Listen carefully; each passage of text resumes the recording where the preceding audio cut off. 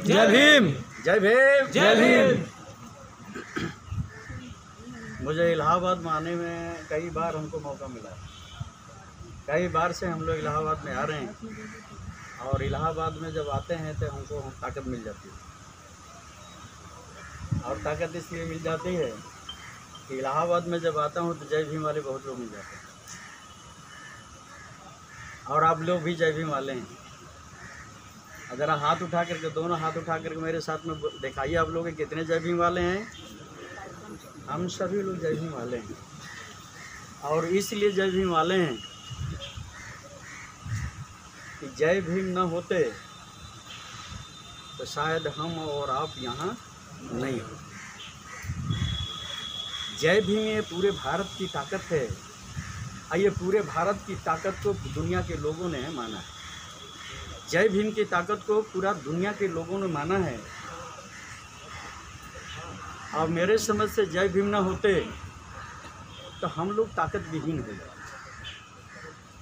ये भारत का बहुजन है, जब जय भीम नहीं थे तो भारत का बहुजन ताकत विहीन, कोई ताकत नहीं। और जय भीम जब नहीं थे तो शायद हम लोग इतना ही सामंजस्य बना करके बैठे हैं ऐसी ओबी से। हो सकता है कि हमारे माइनॉरिटी में भी हो सकता है कोई साथी हो, मैं परिचित तो नहीं हूँ, लेकिन बहुजन समाज जो बना हुआ है, बहुजन समाज के लोग यहाँ बैठे हुए हैं। जय भीम जब नहीं थे तो हम लोगों को बहुत तरीके से देखा जाता था, अब बहुत दूसरे तरीके से बैठने के लिए स्थान भी दिया जाता था। ये स्थान नहीं मिलता था, जय भीम जब नहीं थे तो हमारे लोगों को चेयर नहीं मिलता था बैठने के लिए, हमारे लोगों को माइक भी नहीं मिलता था बोलने के लिए, और सुनने वालों के लिए भी चेयर नहीं मिलता था, इकट्ठा बैठने का मौका नहीं मिलता था जब जय भीम नहीं थे। आज तो हम लोग अच्छे अच्छे वस्त्र में बैठे हुए हैं।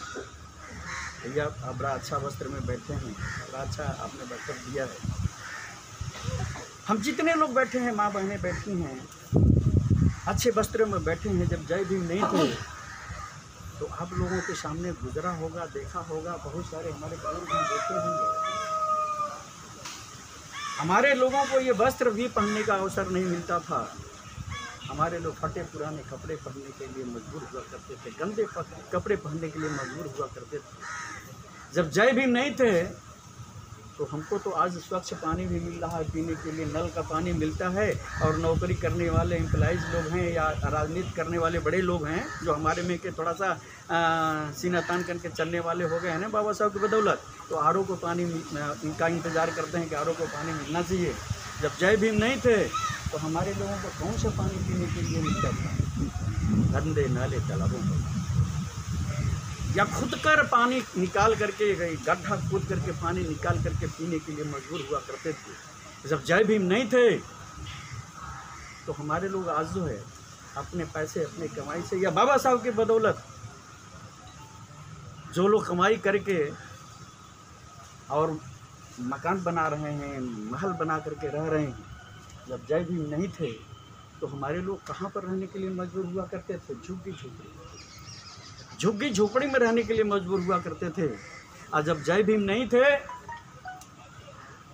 तो भारत का संविधान भी, जय भीम ना होते तो भारत का संविधान ना होता, और जब भारत का संविधान ना होता तो हमारे लोग पंच से लेकर के प्रधानमंत्री और राष्ट्रपति का जो सपना देखते हैं, राष्ट्रपति की कुर्सी पर जो बैठे हुए हैं, ये कुछ भी नहीं होता। जय भीम ना होते तो भारत का संविधान ना होता, और भारत का संविधान ना होता तो सांसद और विधायक भी नहीं होता। और मैं तो चैलेंज से कहता हूँ, हर मन से कहता हूँ कि जय भीम ना होते तो भारत का संविधान ना होता, और ये दुनिया में झूठ बोलने वाला, ये 56 इंच का सीना बताने वाला भारत का प्रधानमंत्री भी नहीं होता। तो जो भी कुछ ताकत भारत की है, जो भी कुछ बहुजनों को ताकत मिली है भारत में, जो भी कुछ मिला है, ये जय भीम की ताकत है। ये जय भीम की ताकत है। इसी ताकत को ख़त्म करने के लिए जो जय भीम नहीं मानने वाले लोग हैं, इस ताकत को ख़त्म करना चाहिए। ये ताकत किसकी है? जय भीम की। किसके लिए है? ये बहुजन की ताकत जय भीम है। बहुजनों के ताकत को ख़त्म करने के लिए दुश्मन लगा हुआ है और ताकत को बचाने के लिए बहुजन भी लगा हुआ है। इसलिए साथियों, इस ताकत को बचाने के लिए मेरे साथ में दोनों हाथ उठा करके बोलिए जय भीम, जय भीम, जय भीम, जय भीम, जय भीम, जय भीम। आज इलाहाबाद में कई कार्यक्रम हो चुके हैं और कार्यक्रम में हम लोगों को बोलने का मौका मिला है, लेकिन आज का कार्यक्रम जो हो रहा है ये दूसरा है, उससे हट करके कार्यक्रम है, दूसरा कार्यक्रम है। आज का कार्यक्रम एक नया संदेश देने के लिए काडर के रूप में आप लोगों को बुलाया गया है। आप इस कार्यक्रम में आए हैं, प्रबुद्ध समाज के लोग बैठे हो, जानकार हो, मिशन के लोग हो, कैडर के लोग हो, पढ़े लिखे लोग हो, एम्प्लॉइज लोग हो, सब लोग यहाँ बैठे हैं। बहुत सारे लोग अनभिज्ञ भी होंगे। हम बहुत सारी बातें करने के लिए आप लोगों को नहीं बुलाया, तो थोड़ी सी बात नहीं करना, और थोड़ी सी बात मैं कर चुका हूँ जिसका आपने जवाब भी दे चुके हैं कि जय भीम की ताकत को ख़त्म करने के लिए दुश्मन लगा हुआ है और जय भीम की ताकत ये बहुजन की ताकत है। बहुजन समाज के लोग इस ताकत को बचाने में लगे। बस इतने हैं झगड़ा। ये भारत में यदि झगड़ा है तो इतना ही झगड़ा है। आपकी ताकत को मिटाने के लिए दुश्मन लगा हुआ है और आप अपनी ताकत को बचाने के लिए सारे कार्यक्रम कर रहे हैं। 1,25,000 संगठन ये भारत में बहुजन समाज के लोग चला करके और बहुजन की ताकत, जय भीम की जो ताकत है, इसको बचाने में लगे हुए हैं। लेकिन बच रहा है ताकत? नहीं बच रहा। इसलिए नहीं बच रहा है कि हम लोग अलग अलग नीतियों से, अलग अलग मंच से, अलग अलग विचारधारा लेकर के हम लोग काम कर रहे हैं। साथियों, ये भारत में आप सभी लोग यहाँ आए हुए हो। मैं आज इस मौके पर आपके बीच में, सावित्री बाई फुले लगातार आपके बीच में चल रहे हैं। 19 तारीख को प्रतापगढ़ में कैडर था, 20 को आजमगढ़ और जौनपुर में था, आज 21 तारीख में आपके इलाहाबाद में लगातार सावित्री जी का कार्यक्रम हर जनपद में चला। हर जनपद में चल करके सावित्री बाई फुले ये ताकत के एहसास कराने में लगी हुई है कि ताकत के एहसास बहुजन समाज को होना चाहिए कि ताकत हमारी। साथियों, भारत में झगड़ा किस बात का है? भारत में झगड़ा विचारों का है।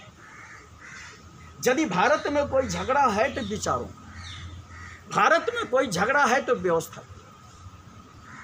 दो चीज का झगड़ा है, व्यवस्था और विचार। एक व्यवस्था तथागत गौतम बुद्ध जी का है और दूसरी व्यवस्था जिसको अभी हमारे भाई साहब ने कहा कि आर्या व्रते जम्मूद्वीपे भारत, एक उनकी व्यवस्था। उन्होंने आपके भारत को खंडित करने का काम किया, भारत को टुकड़े में बांटने का काम किया और टुकड़े में बांटने के बाद भारत में जो लोग बच गए उनको भी टुकड़े में बांटने का काम। बांग्लादेश कर दिया, नेपाल कर दिया, म्यांमार कर दिया, आपका पाकिस्तान कर दिया, लंका कर दिया, तमाम बहुत बड़ा भारत था। अब बहुत बड़ा भारत ये किसका था? ये बहुजन बुद्ध का भारत। ये भारत किसका था? बुद्ध का भारत। इस बुद्ध के भारत को खत्म करने के लिए आर्यों ने टुकड़े में बांटने का, और जो भारत में बच गया, भारत में जो लोग बच गए इनको भी टुकड़े में बांटने का किसने काम किया? मनवादी में तो हमारे लोग भी आ जाते हैं। आर्यों ने हमारे भारत में रहने वाले मूल निवासियों को, भारत के बहुजन समाज के लोगों को टुकड़े में बांटने का, और इसको टुकड़े से बचाने का काम किसने, हमारे भारत के लोगों में किसने किया? सर्वप्रथम तथागत गौतम बुद्ध जी ने शुरू किया। तथागत गौतम बुद्ध जी ने इस बहुजन समाज को टुकड़े से बचाने का काम शुरू। तथागत गौतम बुद्ध जी एक राजा परिवार के थे, किसी प्रकार की उनको कोई कमी भी नहीं थी, उनकी पूरी राजधानी भी थी, उनके परिवार भी थे, उनके पत्नी भी थी, उनके बच्चे भी थे, उनके पिता भी थे, उनके माँ भी थी, उनके भाई सब थे, राजा थे। लेकिन जब उनको एहसास हुआ कि भारत के बहुजन समाज को आर्यों ने टुकड़े में बांटने का काम कर रहे हैं, वर्ण व्यवस्था जाति व्यवस्था बना करके काम वो टुकड़े में बांटने का काम किया, तो उन्होंने इस टुकड़े को बचाने का काम किया। तथागत गौतम बुद्ध ने इस टुकड़े को बचाने का काम करते रहे और इस टुकड़े को बचाने का काम करने के लिए उन्होंने आंदोलन खड़ा कर। तथागत गौतम बुद्ध जी ने, भाई साहब जरा उन लोगों को बता दीजिए कि हाँ या तो कहीं दूर चले जाएं या तो आए हैं तो बात तो सुने।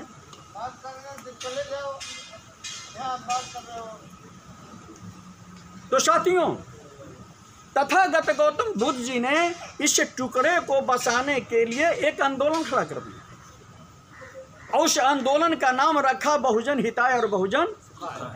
उन्हें कहा कि मैं बहुजनों को अहित नहीं हूं, बहुजनों को हम मिला करके रखेंगे, बहुजन हिताय बहुजन सुखाय का नारा दे करके आंदोलन खड़ा कर। आंदोलन बड़े पैमाने पर चला और तथागत गौतम बुद्ध जी के आंदोलन में तमाम बहुजन समाज के लोग उनके आंदोलन में भागीदारी बने, भिक्षु बन गए। भिक्षु बन करके उन मनुवादी जिसको कहते हैं, आर्यों के विचारों से हटाने के लिए हमारे भिक्षु समाज के लोग गांव-गांव चल करके और सबको समझाने और बताने का काम करें। साथियों, वहीं से विचारों का झगड़ा शुरू हुआ है। विचारों का झगड़ा वहीं से शुरू, व्यवस्था का झगड़ा वहीं से शुरू हुआ है और यहाँ तक आ गया है। इस बहुजन समाज को टुकड़े से बचाने के लिए तथागत गौतम बुद्ध जी बहुजन हिताय बहुजन सुखाय का नारा देकर के बचाने का काम किया। इसी नारा को बुलंद करने के लिए कबीर को आगे आना पड़ा। इसी नारा को बचाने के लिए, इसी बहुजन समाज को टुकड़े से बचाने के लिए रविदास को आगे आना पड़ा। इसी टुकड़े को बचाने के लिए संत गाडगे को आना पड़ा। आपके इलाहाबाद में सुकई जी संत हुए हैं, इस टुकड़े को बचाने का काम उन्होंने भी किया। इस टुकड़े को बचाने के लिए दरियादासी को आगे आने पड़ा। इस टुकड़े को बचाने के लिए तुकाराम को आगे आना पड़ा। इस टुकड़े को बचाने के लिए घासीराम जी को आगे आना पड़ा। इस टुकड़े को बचाने के लिए नारायण गुरु को आगे आना पड़ा। इस टुकड़े को बचाने के लिए पेरियार को आगे आना पड़ा। इस टुकड़े को बचाने के लिए रामास्वामी नायकर को आगे आना पड़ा। इस टुकड़े को बचाने के लिए महात्मा ज्योतिराव फुले को आगे आना पड़ा। इस टुकड़े को बचाने के लिए साहू जी महाराज को आगे आना पड़ा। इस टुकड़े को बचाने के लिए ललित सिंह यादव को आगे आना पड़ा। इस टुकड़े को बचाने के लिए राम साहब वर्मा को आगे आना पड़ा। इस टुकड़े को बचाने के लिए बाबा साहब डॉक्टर भीमराव अम्बेडकर को आगे आना पड़ा। और इस टुकड़े को बचाने के लिए सबसे बड़ा आंदोलन भारत में जो कोई खड़ा किया है वो है कांची। सबसे बड़ा आंदोलन खड़ा किया है वो है कांची। और हमारे लोगों ने तथागत गौतम बुद्ध बहुजन हिताय बहुजन सुखाय का नाम देकर के आंदोलन खड़ा किया। उस आंदोलन का नाम हम परिवर्तन होता गया। जो भी हमारे बहुजन समाज के लोग इस आंदोलन को आगे बढ़ाए हैं तो नाम भी बदल गए।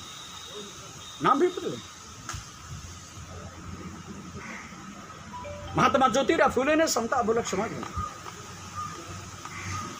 बाबा साहब डॉक्टर भीमराव अम्बेडकर ने समता सैनिक दल बनाया और मानवर कांशीराम जी ने ये पूरे भारत के मूल निवासियों को बहुजन समाज बनाया।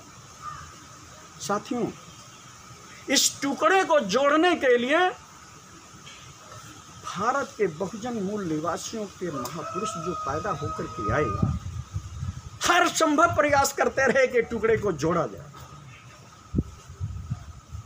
विचारों से संघर्ष करते गए, विचारों से संघर्ष करते करते करते करते बहुत दिनों के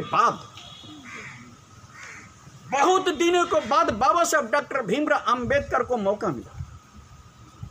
बहुत संघर्ष करने के बाद, बहुत कुर्बानी देने के बाद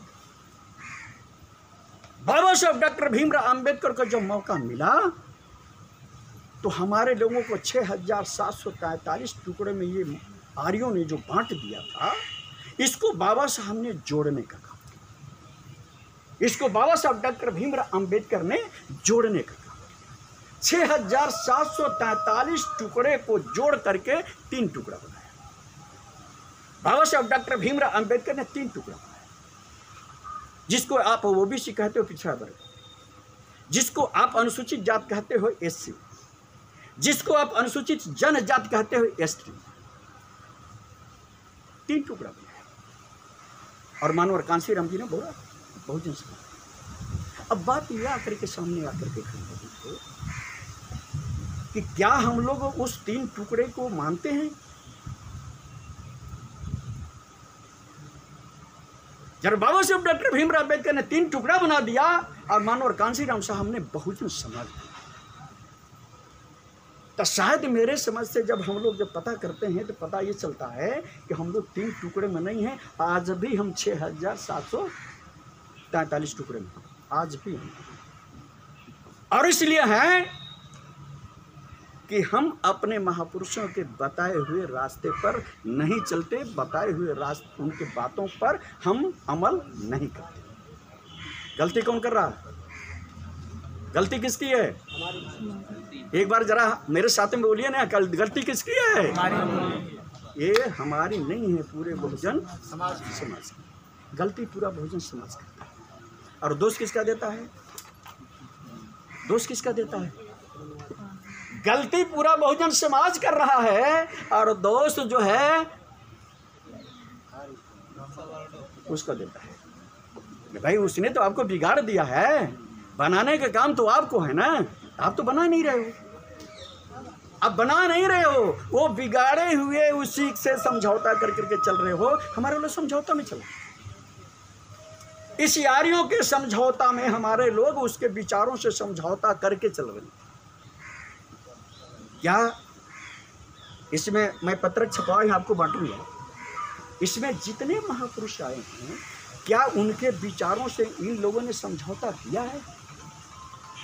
जितने महापुरुष बहुजन समाज में पैदा होकर के जितने संघर्ष किए हैं, जितनी लड़ाइयाँ लड़ी हैं, जितनी कुर्बानियाँ दिया है, चाहे वीर योद्धा के रूप में या संत महात्मा के रूप में या सामाजिक एक चेहरा लेकर के आकर के जितने लोग आए हैं, क्या इनसे समझौता किए हैं? मेरे समझ समझौता इन लोगों ने नहीं किया है। और हम लोग क्या कर रहे हैं? हम लोग समझौता कर रहे हैं।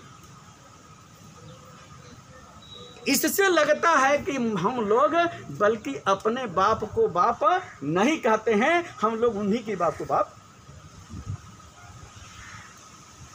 गलती कौन कर रहा है? पूरा बहुजन समाज कर रहा है।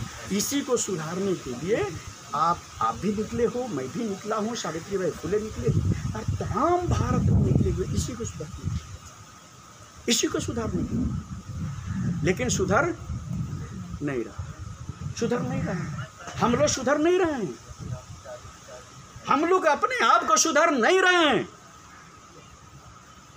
और जब तक आप सुधरेंगे नहीं, कब तक? जब तक आप जाति व्यवस्था लेकर के ढोते रहेंगे तब तक आप सुधरेंगे नहीं। इसी को खत्म करने के लिए हमारे लोगों ने जाति व्यवस्था को खत्म करके जमात की व्यवस्था बनाया। और हम जमाती व्यवस्था में थे, ये भारत का मूल निवासी जमाती व्यवस्था में था। और जब जमाती व्यवस्था में था तभी तो जाति व्यवस्था बनाई गई। हम तो जमात में थे और जाति व्यवस्था जब बनाई गई तभी तो संघर्ष हुआ, तभी तो विरोध हुआ। फिर कहेगा विरोध? इसी के तो विरोध हमारे लोगों ने किया कि हम जमात में थे, तुम जात क्यों बना दिया? हम एक जगह थे, तुमने टुकड़ा में क्यों बांट दिया? हम संगठित थे, तुमने हमको टुकड़े में बांट करके तितर बितर कर दिया। यही तो झगड़ा, इसी को तो झगड़ा। और दूसरा झगड़ा दूसरा झगड़ा विचारों, विचार। उनके विचार क्या हैं? उनके विचार क्या हैं? जाति व्यवस्था। उनके विचार क्या हैं? हम ऊंचा। उनके विचार क्या हैं? आप नीचा। यही तो विचार है। और इसी को तो समाप्त करने के लिए, इसी को तो मिटाने के लिए तथागत गौतम बुद्ध से लेकर के कांसी राम जी तक आंदोलन लेकर के आए, इसी को तो मिटाने के लिए। और बाबा साहब डॉक्टर भीमराव अंबेडकर ने भारत का संविधान देकर के तो पूरी तरीके से मिटा ही दिया। बाबा साहब डॉक्टर भीमराव अंबेडकर ने भारत के संविधान देकर के, भारत के संविधान में अपनी कलम के ताकत से सब मिटा दिया, सबको बराबर मिला करके खड़ा। लेकिन आज कारण क्या है? आज कारण क्या है कि आज वो व्यवस्था हमको आपको मिल नहीं रही है। वो व्यवस्था हमको आपको नहीं मिल रही है जो बाबा साहब ने दिया, नहीं मिल रही है। और जब नहीं मिल रही है तो लेने की जिम्मेदारी किसकी है? ये जब आपकी व्यवस्था बाबा साहब ने दिया है तो लेने की जिम्मेदारी किसकी है? लेने की जिम्मेदारी किसकी है? बहुजन समाज की है। क्या बहुजन समाज लेने की जिम्मेदारी अपना निभा रहा है? नहीं निभा रहा है। क्या कर रहा है? हमारे नेता लोग क्या कर रहे हैं? हमारे नेता लोग उस आर्यों के विचारधारा से समझौता कर रहे हैं। अभी आप लोगों ने सुना होगा, थोड़ी सी बात मैं थोड़ा सा आगे आकर के बात करता हूँ, फिर पीछे में जाऊँ। अभी आप लोगों ने सुना होगा विकास दुबे की हत्या, यानी कि इनकाउंटर हो गया। ब्राह्मण नाराज, सरकार के खिलाफ बोलने लगा, जोगी के खिलाफ बोलने लगा, मोदी के खिलाफ नहीं, मोदी के खिलाफ नहीं, जोगी के खिलाफ बोलने लगा। तो हमारे लोगों ने क्या किया? हमारे नेता जो बहुजन समाज के नेता कहते हैं भाई हमारी सरकार बनेगी,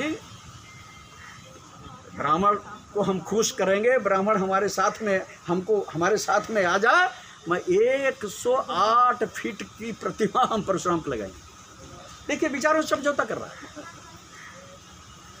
और मायावती जी क्या कर रही हैं? ये तो अखिलेश की बात है। और मायावती जी क्या कर रही हैं? कहते हैं कि हमारी यदि सरकार बनती है तो परशुराम के नाम से हम जो है विद्यालय, हॉस्पिटल। देखिए विचारों से समझौता कर रहे हैं, उनके विचारों से समझौता हो रहा है। क्या कांसीराम जी किए थे? क्या बाबा साहब डॉक्टर भीमराव अंबेडकर भी किए थे? क्या ललन सिंह यादव किए थे? क्या रामस्वरूप वर्मा भी किए थे? क्या नहीं किए थे ना? कोई नहीं किया। लेकिन ये बहुजन समाज जिनके ऊपर निर्भर है, बहुजन समाज के लोग कहते हैं कि हमारे नेता हैं, वो नेता उनके विचारों से समझौता करते हैं। और बहुजन समाज के विचार क्या है? बहुजन समाज का विचार ये है कि हम तुम्हारे विचारधारा से हम अलग रहेंगे, तुम्हारे विचार से हम समझौता नहीं करेंगे। हम भारत के मूल निवासी हैं, हम भारत के आदिवासी हैं, हम भारत के वासी हैं, हम भारत हमारा है, ये भारत बुद्ध का भारत है, ये भारत को हम बुद्धमय बनाओ। ये आपका विचारधारा है। अब फिर आकर के प्रश्न खड़ा हो गया है, फिर आकर के प्रश्न खड़ा हो गया है कि हमारे नेता जिसके ऊपर हम भरोसा करते हैं, रामविलास भी समझौता, रामदास अठौले भी समझौता उनके विचारों से कर लिया, मायावती भी समझौता उनके विचारों से कर लिया, अखिलेश भी समझौता उनके विचारों से कर लिया। अब क्या, अब क्या करना चाहिए आपको? हमको उनके विचारों से समझौता करना चाहिए कि उनके विचारों से लड़ना चाहिए? जरा हाथ उठा के बताइए आप लोग। लड़ना चाहिए, विचारों से लड़ना चाहिए। तो विचारों से लड़ने के लिए आपके पास क्या चाहिए?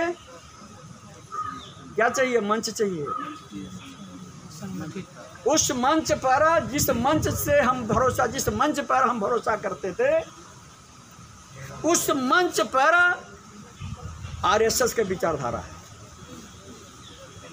आपका मंच होना चाहिए, वो मंच होना चाहिए जिस पर आरएसएस का विचारधारा न। और सवाल फिर आके खड़ा हो गया कि कौन सा मंच चाहिए, किसका नेतृत्व भी चाहिए। ये भी सवाल खड़ा है भारत के सामने, ये भारत के बहुजन के सामने ये भी सवाल खड़ा है। और सवाल का समाधान, सवाल का जवाब भी है। आप लोगों ने देखा होगा, मैं कम से कम समय में आपका क्या अपनी बात को मैं खत्म करना चाहता हूं और सावित्री जी को मैं आपके सामने लाना चाहता हूं। बाबा साहब डॉक्टर भीमराव अंबेडकर के सामने भी ये समस्या थी। बाबा साहब डॉक्टर भीमराव अंबेडकर के सामने भी ये समस्या थी। बाबा साहब जो है उस सदन में पहुंचना भी चाहते थे, लेकिन वो लोग क्या कहते थे कि तुम हमारे विचारधारा से समझौता कर लो, हम आपको सदन में भेज दें। बाबा साहब ने कहा कि नहीं, बाबा साहब ने कहा कि नहीं, हम तुम्हारे विचारधारा से समझौता नहीं करेंगे। अब उन्होंने नहीं किया और कहीं से किसी के द्वारा बाबा साहब को सदन में पहुंचने का मौका, और बाबा साहब जब सदन में पहुंच गए तो वो इतना मजबूर हो गए कि उनको अपने कैबिनेट में बाबा साहब के लिए जगह देना पड़ा। बाबा साहब के लिए जगह देना पड़ा। बाबा साहब ने उनके विचारधारा से समझौता नहीं किया। जगह जब पा गए बाबा साहब, तो उनके विचारधारा से समझौता न करते हुए वो बहुजन समाज और गौतम बुद्ध के विचारधारा को ला करके पूरे भारत के सामने ला करके डाल दिया।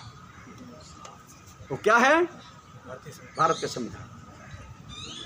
बाबा साहब डॉक्टर भीमराव अंबेडकर ने तथागत गौतम बुद्ध के विचारों पर भारत का संविधान लिख दिया। 2 साल 11 महीना 18 दिन का समय लगा करके समता, स्वतंत्रता, बंधुत्व और न्याय के आधार पर भारत का संविधान बाबा साहब ने लिखा। बाबा साहब ने उनके विचारों से समझौता नहीं किया। और दूसरा कोई लोग इस सदन में पहुंचने के बाद दूसरा कोई शख्स आया है बाबा साहब के तर्ज पर, वो है सावित्रीबाई फूले। बीजेपी के नोट से और बीजेपी की वोट से, बीजेपी के नोट से, बीजेपी के वोट से सावित्रीबाई फूले लोकसभा में पहुंची हो, सदन में। बहुजन समाज के वोट और नोट से नहीं। लेकिन बहुजन समाज की बेटी बीजेपी के वोट से, बीजेपी के नोट से चुनाव जीतने के बाद, उस सदन में पहुंचने के बाद उनके विचारधारा से समझौता, और इन्होंने भी वो जाकर के कहा कि मैं तुम्हारे बाप को बाप नहीं कहूंगा, हम अपने बाप को बाप कहा। सावित्रीबाई फूले ने कहा करके दिखाया। उस सदन में सावित्रीबाई फूले, जहां पर सारा सदन भरा है, प्रधानमंत्री वहां बैठा है, वहां पर सावित्रीबाई फूले का स्पीच हो रही है और सावित्रीबाई फूले चर्चा कर रही है, संविधान पर चर्चा कर रही हैं, बहुजन समाज के अधिकार पर चर्चा कर रही हैं। और ये ललकार रही हैं, क्या प्रधानमंत्री जी, जब ये भारत बुद्ध का भारत है, अब भारतीय संविधान समता, स्वतंत्रता, बंधुत्व और न्याय के आधार पर ये भारत का संविधान की व्यवस्था है, तो उसको लागू करो, आप उसको लागू करिए। और बाबा साहब डॉक्टर भीमराव अंबेडकर जी ने जो भारत के संविधान में जो बहुजनों के लिए व्यवस्था दिया है, उसको लागू करो। यही तो बोला था इन्होंने। सावित्रीबाई फूले ने लोकसभा में यही तो बोला था कि भारत का संविधान लागू करो, आरक्षण कोटा पूरा करो। जब इनकी बात को अनसुनी किया, बराबर लड़ती रही, लोकसभा के अंदर लड़ी, लोकसभा के बाहर। और जब देखा इन्होंने कि हमारी बात अनसुनी की जा रही है, इन्होंने बड़ा बड़ा कार्यक्रम कर दिया, लखनऊ में कार्यक्रम किया, बड़ा बड़ा कार्यक्रम कर दिया, रैलियां किया। अब पूरे भारत में जहां तक इनका कुव्वत लगा, चल चल करके बड़ी मीटिंग, छोटी गोष्ठी, बड़ी गोष्ठी, छोटा कैडर, बड़ा कैडर करके और पूरा बहुजन को बताने का काम किया, जगाने का काम किया। और इसलिए किया कि जब इनको पता चल गया कि नरेंद्र मोदी की सरकार, आरएसएस की सरकार, ये भारत के संविधान बदलने जा रहे हैं, नरेंद्र मोदी की सरकार, आरएसएस की सरकार ये आरक्षण कोटा जो है पिछड़ा वर्ग का, अनुसूचित वर्ग का, ये खत्म करने जा रहे हैं और राम राज की ये राम राज स्थापित करने जा रहे हैं, तब इनको लगा कि अब हमको आवाज उठानी चाहिए, बहुजनों को बतानी चाहिए। इन्होंने बहुजनों को बताने के लिए उस पार्टी को लात मारा, तुम्हारी पार्टी संसदीय पद को लात मारा। बहुत लालच दिया गया, बहुत प्रलोभन दिया गया सावित्रीबाई फुले को। आप आंदोलन बंद करो, सावित्रीबाई फुले प्रधानमंत्री के बार बार फोन आता था, दूसरे से कहलवाते थे, आइए आपको मंत्री बना देता हूँ, जो इच्छा जाहिर करो वहाँ मैं तुमको दे देता हूँ, वो पद में दे देता हूँ, आंदोलन बंद करो, पार्टी का बहुत नुकसान हो रहा है। सावित्री ने कहा कि नहीं, हमको कुछ भी नहीं चाहिए, हमको सिर्फ और सिर्फ चाहिए बहुजन समाज की आज़ादी, हमको सिर्फ और सिर्फ चाहिए भारत का संविधान, हमको सिर्फ और सिर्फ चाहिए भारत के संविधान में जो बाबा साहब ने जो व्यवस्था किया है वो लागू हो। जब उन्होंने अनसुनी कर दिया तो इन्होंने त्याग पत्र दिया। किसके लिए दिया? किसके लिए दिया? संविधान की रक्षा के। और सावित्री जैसे सांसद आज भी हैं, कल भी थे। आज उनको सबको पता है कि नहीं पता है कि संविधान खतरे में है, संविधान बदला जा रहा है, सबको पता है। ये सबको पता हो गया है कि आरक्षण खत्म हो गया, पता है कि नहीं पता है? नहीं पता है, आरक्षण खत्म हो गया। इन्होंने बीजेपी की सरकार, आरएसएस की सरकार ने अपने सरकार में प्रस्ताव ला करके, बिल लिया करके खत्म नहीं किया है। आरएसएस के लोगों ने सुप्रीम कोर्ट में याचिका दायर करा करके, और याचिका जब दायर हुआ तो किसी को पता नहीं, किसी को खबर नहीं हुआ कि याचिका दायर कर दिया गया है आरक्षण को रोकने के लिए। जब सुप्रीम कोर्ट का जज पिछड़ा वर्ग का आरक्षण जब पहला खत्म किया क्रीमिलियर लगा के, पिछड़ा वर्ग का आरक्षण क्रीमिलियर लगा करके जब खत्म किया तो पेपर बोलने लगा, मीडिया बोली, चैनल पर चलने लगा, टीवी पर चलने लगा। तब हम लोगों को पता चला, तब भारत के लोगों के बहुजनों को पता चला ये क्या हो गया।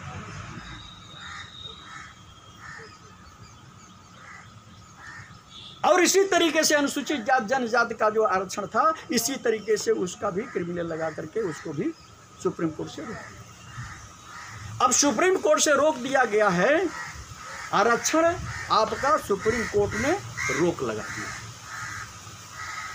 अभी सुप्रीम कोर्ट ने यह भी कहा है कि आरक्षण पिछड़ा वर्ग का, एससी का कोई मौलिक अधिकार नहीं, और आरक्षण पिछड़ा वर्ग का, एससी और एसटी का आरक्षण तो बाबा साहब ने किसी से दूसरे से ले लिया था, अंग्रेजों से। लेकिन पिछड़ा वर्ग का 27% आरक्षण जो मिला, ये संघर्ष से मिला, ये आंदोलन से मिला। वो आंदोलन का चेहरा था कांशीराम।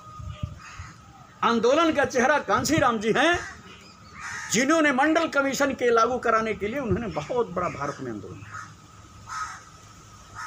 ये पिछड़ा वर्ग का आरक्षण की व्यवस्था के लिए तमाम कमीशन हुए, Simon commission, doctor Chhedilal commission,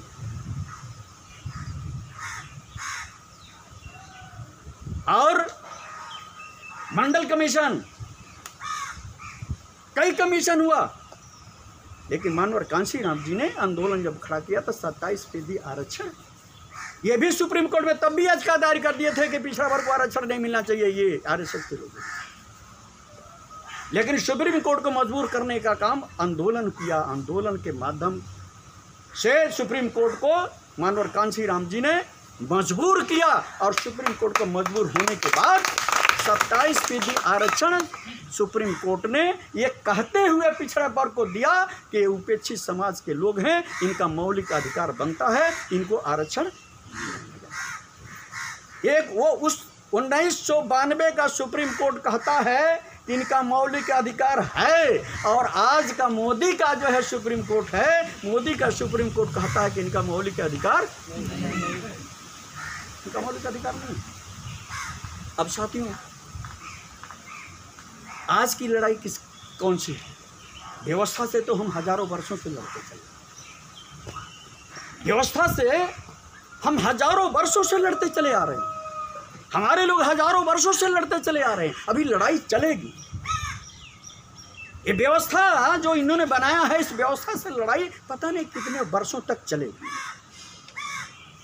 लेकिन बाबा साहब डॉक्टर भीमराव अंबेडकर ने भारत के संविधान में जो व्यवस्था दिया है, वो आज खत्म हो रहा है। इसके लिए हमारे बहुजन समाज के पास समय अब नहीं बचा है, इसको बचाने के लिए समय नहीं बचा है। अब इसको बचाने के लिए समय नहीं बचा है। इसको बचाने के लिए ये बहुजन समाज के लोग जो उसके विचारधारा से समझौता कर लिए हैं, उनके पास हिम्मत नहीं है कि इसकी लड़ाई लड़ें। यदि किसी में हिम्मत है, हिम्मत जुटाने का काम किया है, इस संविधान को बचाने के लिए, आरक्षण को बचाने के लिए, बहुजन की आज़ादी की लड़ाई लड़ने के लिए कोई हिम्मत जुटाने का काम किया है, वो है सावित्रीबाई फुले। इन्होंने हिम्मत जुटाने का काम किया है। इन्होंने उनके विचारधारा से समझौता नहीं, और मंच भी बना। इसलिए मंच बनाने की जरूरत पड़ गई। जब मंच देखा गया तो देखने में लगा कि हर डाल पर उल्लू, हर मंच पर आरएसएस, हर मंच आरएसएस से समझौता करके, उसके विचारधारा से समझौता करके वो मंच राजनीति कर रहे। बीजेपी का मंच, आरएसएस का मंच, कांग्रेस का मंच, आरएसएस का मंच, और दो मंच जो हमारा बच रहा है, जिसका नेतृत्व बहुजन समाज के चेहरा कर रहा है, उस मंच पर भी आरएसएस बैठा, उस मंच पर भी आरएसएस बैठा हुआ है। पिछड़ा वर्ग का हमारा अखिलेश यादव जी हैं, उस मंच पर भी आरएसएस बैठा हुआ है। और आरएसएस नहीं बैठा होता तो ये कहते नहीं कि 108 फीट की परशुराम की हम प्रतिमा, और बसपा के मंच पर भी आरएसएस बैठा है, सतीश मिश्रा बैठा है। बसपा के मुखिया ये भी कह रही हैं कि आरएसएस नहीं बैठा होता तो ये भी नहीं कहती कि परशुराम की हम नाम से विद्यालय और अस्पताल बनवाएंगे, ये भी नहीं कहती। ये दोनों लोग हमारे समाज के अगुआ, ये दोनों लोग उनके विचारधारा से समझौता करते। और आपका विचारधारा, जब हम लोग विचारधारा से समझौता कर लेंगे उनकी विचारधारा से, तो फिर बचा क्या आपके पास? क्या बचा? तो आपका विचारधारा जो है, वो हमारे महापुरुषों का जो विचारधारा है, जो महापुरुषों का जो संघर्ष है, महापुरुषों का जो कुर्बानियां हैं, इसको बचाने के लिए और संविधान को बचाने के लिए, आरक्षण को बचाने के लिए सावित्रीबाई फुले ने अलग एक मंच बनाया है, जिसका नाम इन्होंने रखा है कांशीराम बहुजन समाज पार्टी। सिर्फ इसलिए कि अपने महापुरुषों, इस मंच पर आरएसएस नहीं रहेगा, इस मंच पर आरएसएस नहीं रहेगा। और ये मंच कांशीराम जी ने जो बनाया था, तो जब कांशीराम जी का नेतृत्व था तो उनके नेतृत्व में, उनके मंच पर आरएसएस का आता पता नहीं। तो पुनः उस मंच की जरूरत पड़ गई है। आज पुनः उस मंच की जरूरत पड़ गई है सावित्रीबाई फुले को। सावित्रीबाई फुले ने ये मंच तैयार किया है बहुजन समाज के लिए, बहुजन समाज की आज़ादी लड़ने के लिए, बहुजन समाज को आज़ाद कराने के लिए, बहुजन समाज की को बचाने के लिए, बहुजन समाज का संविधान जो है बाबा साहब ने दिया है, उसमें कानून जो है, उस कानून को लागू कराने के लिए, आरक्षण को बचाने के लिए सावित्रीबाई फुले ने कांसीराम बहुजन समाज पार्टी जिसका राष्ट्रीय अध्यक्ष सावित्रीबाई फुले हैं। और मैं आपको बताऊं, आपका विश्वास नहीं पड़ेगा, हो सकता है कि साथी कुछ लोग गए होंगे। आपके यहाँ इलाहाबाद में एक कार्यक्रम था 6 दिसंबर को, कहाँ था? बहुत बड़ा कार्यक्रम था। उस कार्यक्रम में उस मंच पर भी सरदार पटेल उस मंच से भी सावित्रीबाई फुले को कहा गया है, ये शेरनी, ये बहुजन की लड़ाई लड़ रही है। तमाम लोगों का आशीर्वाद मिला है। और 19 जनवरी को जब लखनऊ में घोषणा हुआ है, उसमें मेरे समय से कुछ लोग, आप लोग गए थे क्या? 19 जनवरी को गए थे? हम लोग गए। सैकड़ों भंते भिक्षुगण और पता नहीं कौन कब कितने स्टेट से हमारे लोग वहाँ उपस्थित होकर के और सावित्रीबाई फुले को आशीर्वाद देने के लिए आए थे। सावित्रीबाई फुले को साहस देने के लिए, बल देने के लिए आए थे और लोगों ने बल दिया जी। उस दिन जब घोषणा हुआ है तो वो रविंद्राले हाहाकार हो गया था हजारों की संख्या में कि सावित्रीबाई फुले अब जो है बहुजन का नेता कोई होगा तो सावित्रीबाई फुले। और उस मंच से घोषणा भी हुआ है। आज भी जहाँ भी सावित्रीबाई फुले जा रही हैं, यही चर्चा में आ रहा है कि उत्तर प्रदेश का, हम पूरा देश के तो नहीं बात करते हैं, लेकिन 2022 में बहुजन समाज का नेतृत्व करने वाला चेहरा, बहुजन समाज का नेता यदि कोई उत्तर प्रदेश का होगा तो वो है सावित्रीबाई फुले। ये हर जगह, हर जनपद में ये चर्चा बनता जा रहा है कि उत्तर प्रदेश का 2022 का जो चेहरा होगा वो सावित्रीबाई फुले का होगा। ये हर जगह ये चर्चा बनता चला गया। लेकिन साथियों, पार्टी जो बनाई गई है तो थोड़ा नई पार्टी लग रही है। काम पुराना है, ये राह पुरानी है, डगर पुरानी है, संघर्ष पुराना है।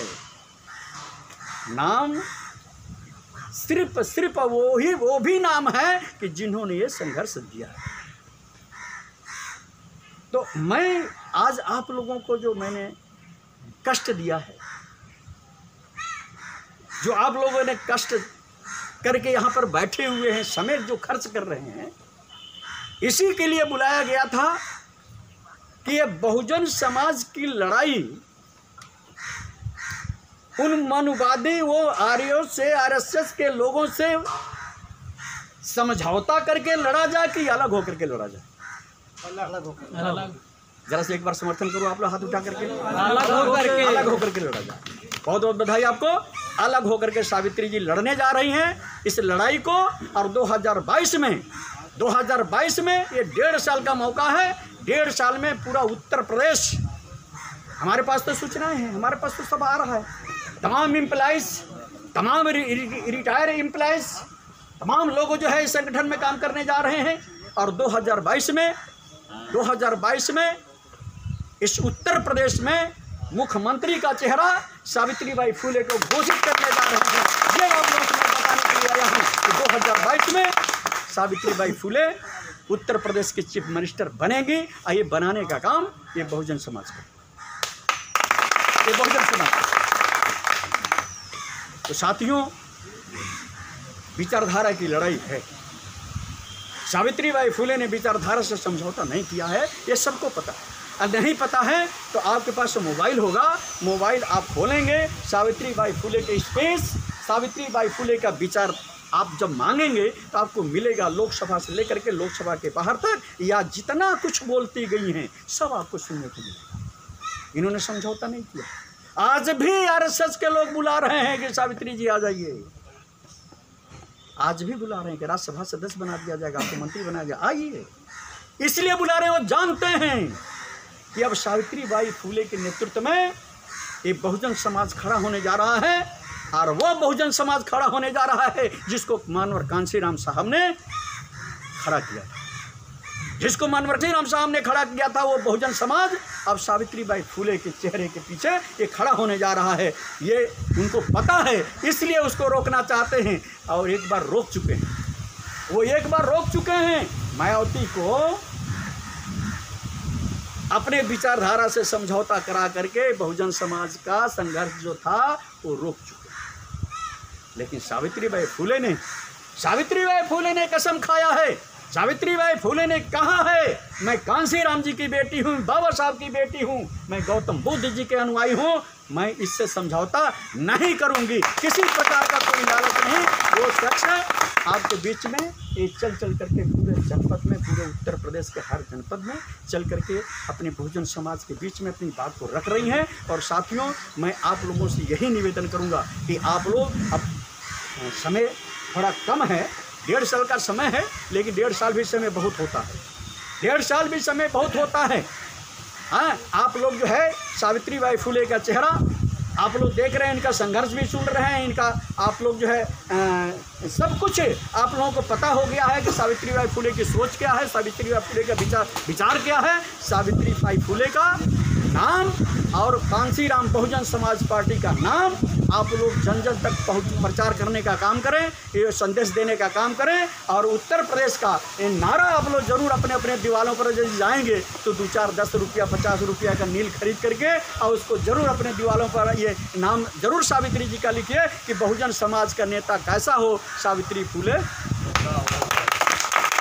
ये जरूर आप दीवारों पर नाम लिखिए कि बहुजन समाज का नेता कैसा हो, सावित्री फुले जैसा हो, कांसीराम बहुजन समाज पार्टी जिंदाबाद। ये 2 नारा जरूर हैं। बाकी आपके बीच में ये पत्रक छापा गया है, इसमें तमाम महापुरुषों का नाम है, तमाम वीर योद्धाओं का नाम है। कहेंगे तो बहुत सारे लोग जो है पढ़ नहीं पाएंगे, हमारे माता बहनें जो बैठी हैं बहुत सारे अशिक्षित है, नहीं पढ़ पाएंगे। आप लोगों का कुछ 5 मिनट का समय और दे तो हम पढ़ करके सुना दें।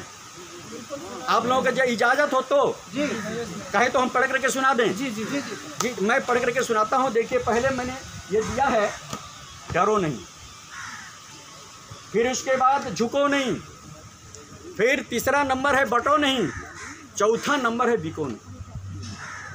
यदि ये 4 चीज़ से हमारे बहुजन समाज बच गया तो 4 घंटा नहीं लगेगा आप हुकूमत में आ जाएंगे, 4 घंटा नहीं लगेगा हुकूमत में आ जाएंगे। आप डरो नहीं, झुको नहीं, बटो नहीं, बिको नहीं। साथियों, कांसीराम बहुजन समाज पार्टी जिंदाबाद।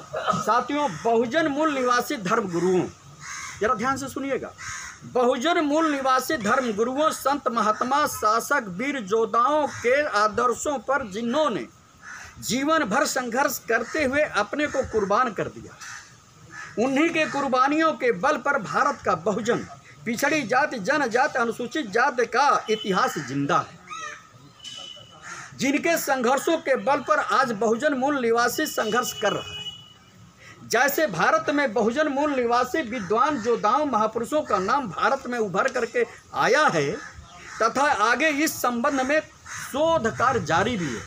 अभी खोजे जा रहे हैं, तमाम महापुरुष खोजे जा रहे हैं। जो विद्वान योद्धाओं का, जो बहुजन मूल निवासी अपने इतिहास महापुरुषों योद्धाओं, भारतीय संविधान, आरक्षण, अधिकार, भागीदारी को नहीं जाना समझा, वह समाज गुलाम हो जाता है। इसलिए हम बहुजन मूल निवासियों को अपने इतिहास, संविधान, महापुरुषों के विचारों को, संघर्ष को धरोहर मानकर बचाना होगा, वरना दुश्मन हर कदम बहुजन मूल निवासी के इतिहास को मिटाने में लगा है। इसलिए मूल निवासी बहुजनों को सजग रहकर, जागकर बहुजनों को जगाने की ज़रूरत है, तथा बहुजन महापुरुषों के बताए गए रास्ते और विचारों पर चलकर अपने हाथ में सत्ता, शासन, अधिकार लेना होगा, बहुजन की बात करना होगा, बहुजन की सरकार बनाना होगा, तथागत बुद्ध डॉक्टर बाबा साहब अम्बेडकर, मानवर कांसीराम जी के सपनों को पूरा करने का संकल्प लेना होगा। बहुजन महापुरुषों के संघर्ष को जन जन तक पहुंचाने के लिए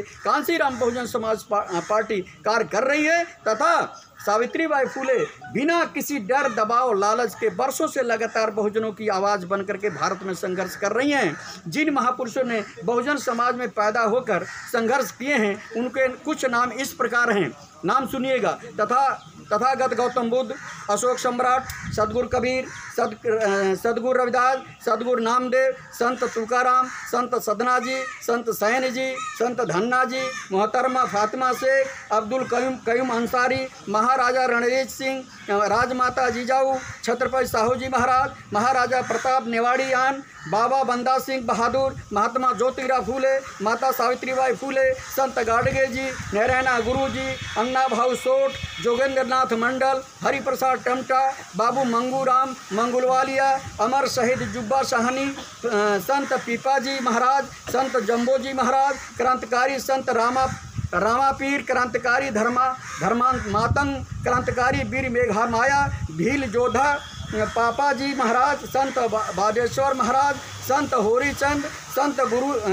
होरीचंद गुरुचंद, महाराजा सयाजी गायकवाड़, अहिल्याबाई होलकर, संत राजू राम जी महाराज, वीरंगना झलकारी बाई, जननायक बिरसा मुंडा, रामाबाई अंबेडकर, पेरियार रामास्वामी नायकर, क्रांतिकारी टटैया भील, अमर शहीद जगदेव प्रसाद कुशवाहा, डॉक्टर फरीदी, एस काई, DK खापरे, मानवर दीना माना जी, एडवोकेट राम गोपाल, शंकर दास, मास्टर माना जी, वीर माता भंगी, ललई सिंह यादव, रामस्वरूप वर्मा, वीरंगना दुर्गावती गोंड, महान धनुषधारी वीर एकलव्य, शंभुक ऋषि, वीरांगना अवंतीबाई लोधी, सरदार उधम सिंह, गुरु गोविंद सिंह, संत गुरु घासीदास जी, डॉक्टर बाबा साहेब अम्बेडकर, मानवर कांशीराम साहब, बहुजन नायक, चंद्रगुप्त मौर्य, बिंदुसार मौर्य, कुणाल मौर्य, दशरथ मौर्य, संपत मौर्य, शाली सुख मौर्य, देववर्धन मौर्य, संत बंधन मौर्य, राजा बृहद्दत्त मौर्य, महाराजा पृथ्वीराज चौहान, भिक्षु मोंगली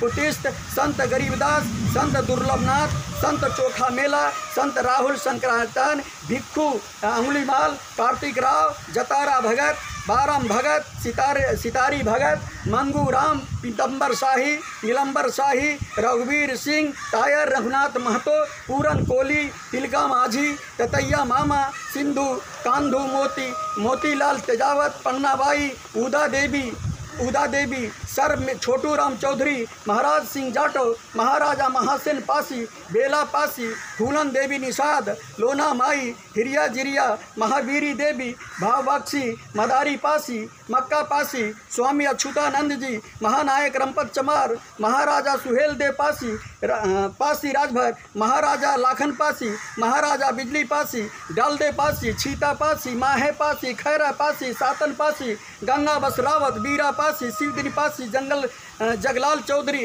हीरा कश्यप, सम्राट महिषासुर, महाराजा बली, महापदनंद, वीर जोधा अल्लाह, वीर जोधा उदल, रासू गुरु चमार, वीर बांठे धोबी, वीर सौरू चमार, उदैया चमार, बांके चमार, अयोध्या पासी, कल्लू चमार, मोहरदास फलई प्रसाद, गिरिजा चमार, मिठाई चमार, शिवदान मुंडा, मालदेव साठे, सिंह राम, सुखराम सरमु, संत सुकई दास, राजा राहुल, जरासंग याद।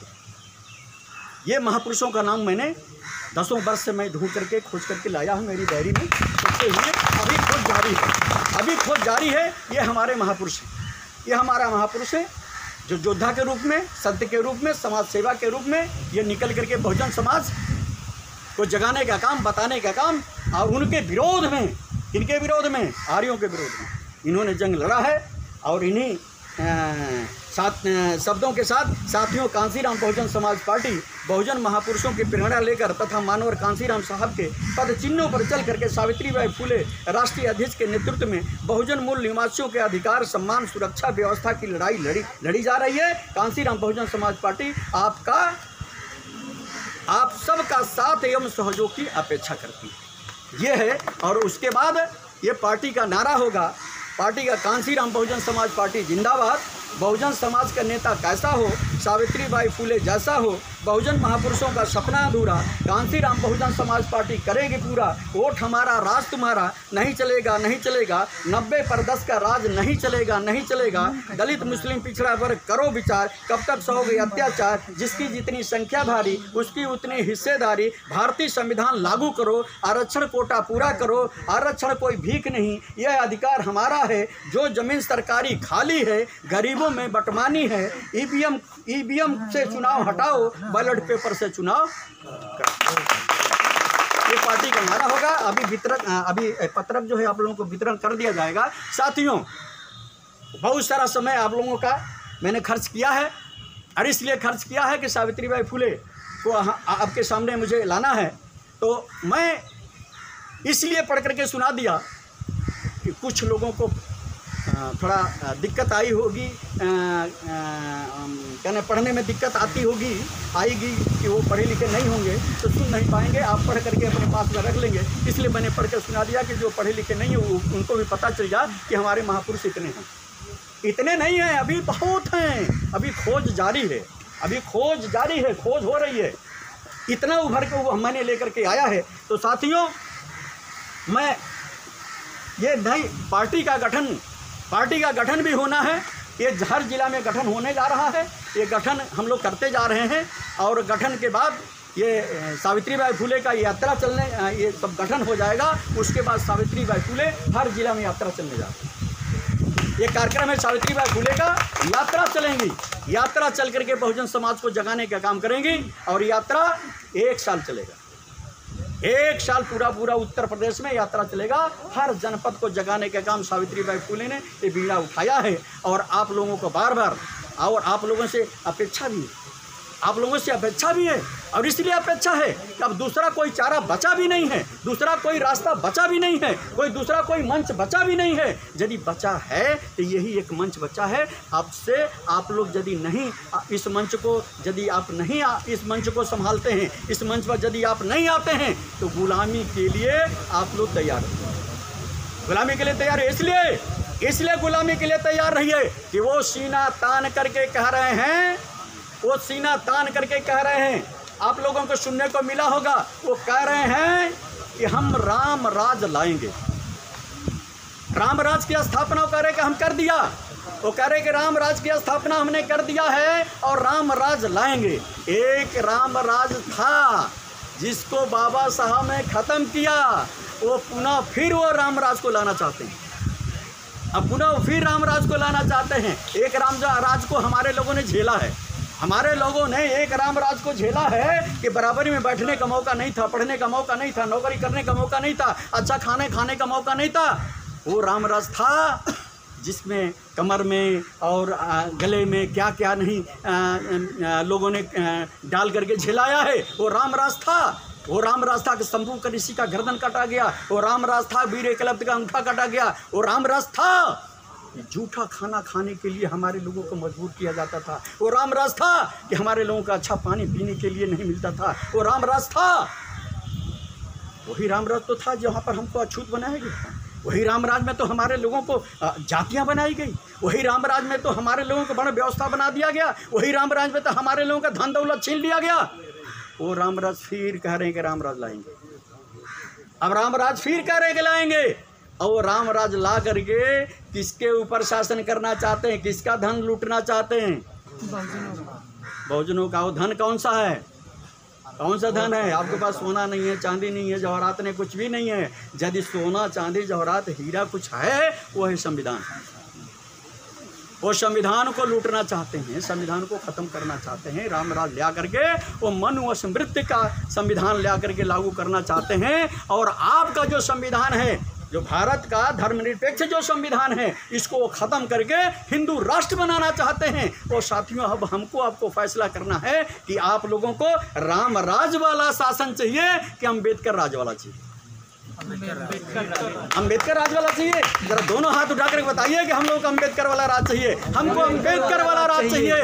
इसलिए अम्बेडकर राज है, अम्बेडकर राज रहे। अम्बेडकर राज रहने के लिए हमको आपको काम करना पड़ेगा, जन जन तक आवाज़ बैठानी पड़ेगी, सावित्रीबाई फुले का चर्चा करना पड़ेगा, जन जन तक बताना पड़ेगा कि अब हमारा कोई दूसरा नेता नहीं है। अब यदि कोई नेता है तो सावित्रीबाई फुले, जो बहुजन की बेटी बन करके, कांसीराम जी की बेटी बन करके और बाबा साहब की बेटी बन करके, अपने महापुरुषों का बेटी बन करके उनके कर्मों को आगे लेकर के चलने का बीड़ा उठाया है। वह उनके नेतृत्व में हमारा बहुजन समाज को रहना चाहिए, जगना चाहिए, चलना चाहिए। यही शब्द कहने के बाद मैं अपनी बात को समाप्त करता हूं और आप लोगों से विदा। किसी के रहमो करम पर जियोगे कितने दिन, किसी के रहमो करम पर जियोगे कितने दिन, अपने कुव्वते अजमौल को पहचानो। किसी के रहमो करम पर जियोगे कितने दिन, अपने कुव्वते अजमौल को पहचानो। हयात छीन लो वक्ते रमा के हाथों से। ये आपका है, हयात छीन लो वक्त रवा के हाथों से, हयात में भीख में नहीं मिलती दीवानों, हयात भीख में नहीं मिलती दीवानों। वक्त कहता है कि थोड़ा बदल, वक्त कहता है कि थोड़ा बदल जाइए, अभी कुछ भी नहीं हुआ संभल जाइए। वक्त कहता है कि थोड़ा बदल जाइए, अभी कुछ भी नहीं हुआ है, अभी बहुत कुछ नहीं हुआ है।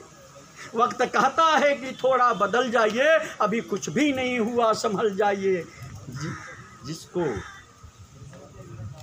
घर बना करके बाबा साहब ने, जिसको ये भारत का संविधान बाबा साहब डॉक्टर भीमराव अंबेडकर ने दिया है, आज वो बेईमान के हाथ में चला गया था। कहते हैं कि घर से निकल जाइए, तो कहते हैं घर से निकल जाइए, तुम्हारा कुछ भी नहीं हमारा है। और मैं कहता हूँ कि तुम्हारा भारत नहीं है, ये भारत बहुजन समाज का है, ये भारत बहुत पिछड़ी जात का है, भारत अनुसूचित जात का है, भारत मुस्लिम समाज का है, भारत अल्पसंख्यक समाज का है, भारत अनुसूचित जनजात का है, ये भारत मूल निवासियों का है, तुम्हारा नहीं है। तुमको जाना है, हमको नहीं जाना है। इस सब शब्दों के साथ मैं अपने विचार को समाप्त करता हूँ। जय भीम, जय भारत, जय कांशीराम, जय कांशीराम बहुजन समाज का।